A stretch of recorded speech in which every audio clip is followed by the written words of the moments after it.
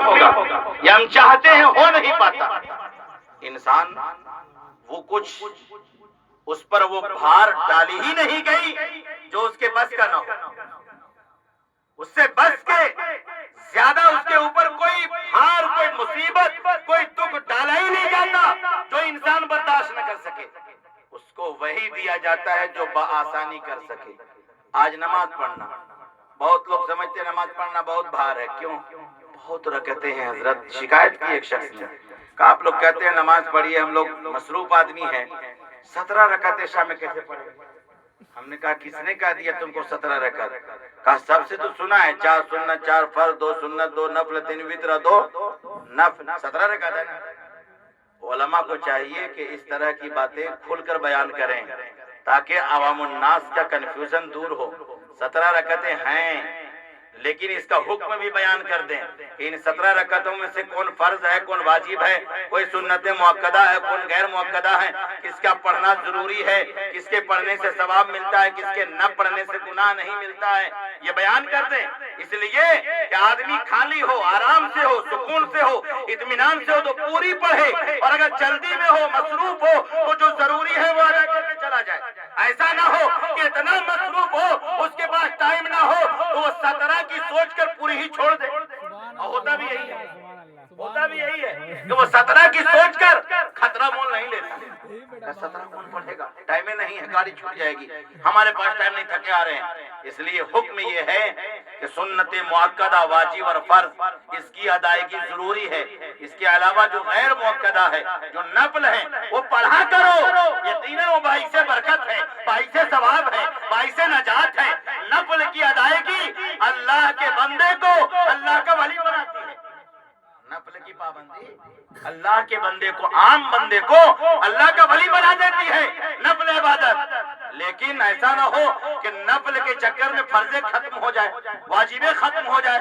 اس لیے سنو، فجر میں کتنی رکعتیں ہیں؟ 4 رکعتیں، 2 سنت 2 فرض، 2 سنتیں مؤکدہ ہیں، اس کا پڑھنا ضروری ہے، اور لگ بھگ واجب کا درجہ ہے اس کا، سنت مؤکدہ کا، فجر والی سنت کا واجب کا درجہ۔ میرے آقا صلی اللہ علیہ وسلم فرماتے ہیں خیر من الدنیا رکعت الفجر خیر من الدنیا وما فیہا، کہ فجر کی 2 رکعت سنت دنیا اور دنیا میں جتنی چیزیں ہیں سب سے بہتر ہے۔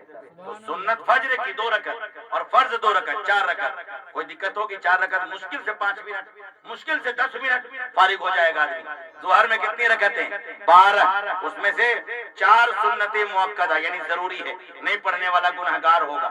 اس کے بعد 4 فرض، اور جو پھر 2 سنت ہے وہ بھی سنت مؤکدہ ہے، وہ بھی ضروری ہے۔ اس کے بعد جو 2 نفل ہیں وہ نفل ہے۔ اگر آپ کے پاس ٹائم ہے پڑھیے، ضرور پڑھیے، بہت ثواب ہے، لیکن اگر کبھی مصروفیت کی وجہ سے چھوٹ جائے تو آپ گناہگار نہیں ہوں گے۔ لیکن 4 دنی 8 2 10 رکعت ظہر میں پڑھنا ضروری ہے، اور عصر میں 8 رکعتیں، 4 سنت اور 4 فرض۔ لیکن یہ سنت مؤکدہ نہیں ہے، سنت غیر مؤکدہ ہے۔ اگر آپ کے پاس وقت نہیں ہے 4 فرض پڑھ کے کام چلا لیجیے، اور وقت ہے تو وہ 4 سنت پڑھیے، بڑا ثواب ہے، بڑا اجر ہے، اللہ کا ولی بن جاتا ہے بندہ سنن و نوافل کی پابندی سے۔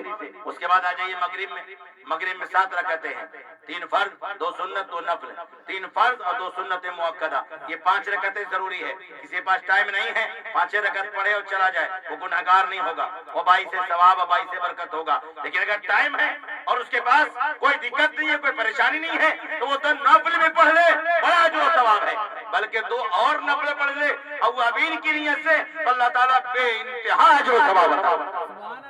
اب آ جائیے عشاء میں جو 17 رکعتیں ہیں، 4 جو سنت ہے وہ غیر مؤکدہ ہے، اگر پڑھا بہت ثواب ہے، نہیں پڑھا تو گنہگار نہیں ہوگا۔ ضروری میں سے کیا ہے؟ 4 فرض، اور اس کے بعد جو 2 سنت ہے یہ ضروری ہے، 4 اور 2 6، اور اس کے بعد 3 وتر جو ہے یہ ضروری ہے، واجب ہے، تو 6 اور 3 9۔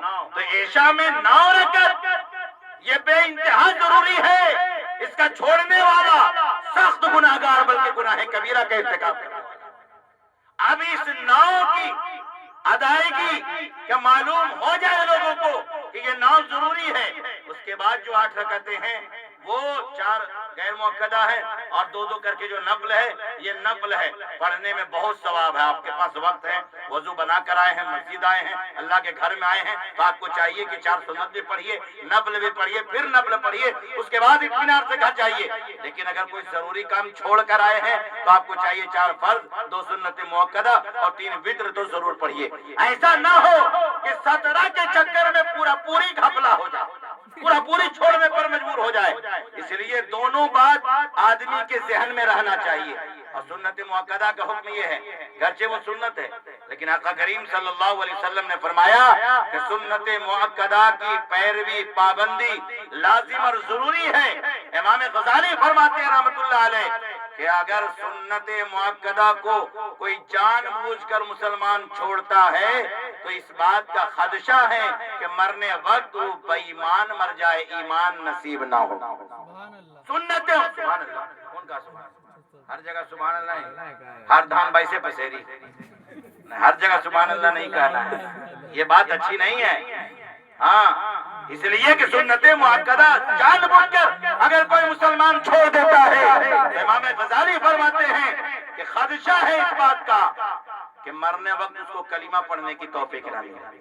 اب بتاؤ کہ جب سنت مؤکدہ کوئی مسلمان جان بوجھ کر چھوڑتا ہے تو مرنے وقت خطرہ ہے کہ اس کو کلمہ نصیب ہوگا کہ نہیں ہوگا۔ فرض چھوڑ رہا ہے، پورا سب رکعتیں چھوڑ رہا ہے، پوری نمازیں چھوڑ رہا ہے، نہ کبھی نماز، نہ کبھی روزہ، نہ کبھی مالدار ہو کے حج، نہ زکوٰۃ، نہ صدقہ، نہ خیرات۔ جنت تو ابا کی ہے نا، جنت جانے سے کون روکے گا؟ تاڑی پیو چھان کے، موین بھائی کہاں گئے؟ تاڑی پیو چھان کے اور جنت میں جاؤ سینہ تان کے۔ ایسے جنت نہیں ملتی ہے میاں، جنت میں جانے کے لیے جنتی اعمال کرنے ہیں۔ توبہ کرو اپنے گناہوں سے، آج اپنے رب سے صلح